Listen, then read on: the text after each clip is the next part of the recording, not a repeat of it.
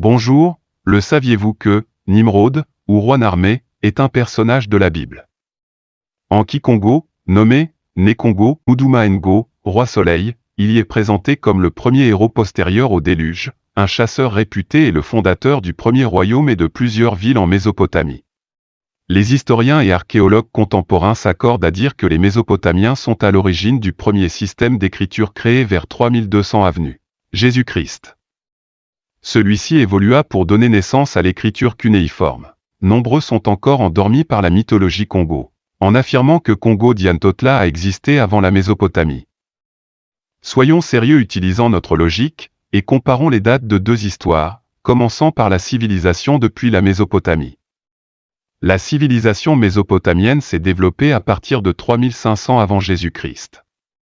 Et le royaume du Congo Congo Diantotela, date de fondation 1390-1914 après Jésus-Christ, l'ère chrétienne.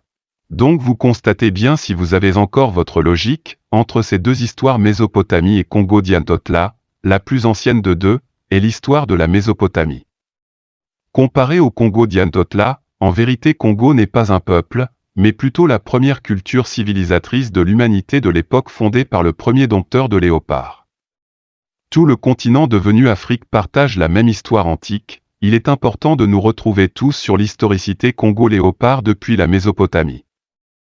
Vous ne pouvez pas soi-disant développer l'Afrique sans connaître d'où vient la première culture civilisatrice Congo de l'humanité antique. Tout le continent devenu Afrique est dans la culture civilisatrice Congo-léopard. Actuellement, nous sommes toujours dans cette culture civilisatrice Congo-léopard récupérée et modernisée par les Grecs puis par les Romains. Maintenant vous savez tout, abonne-toi et partage.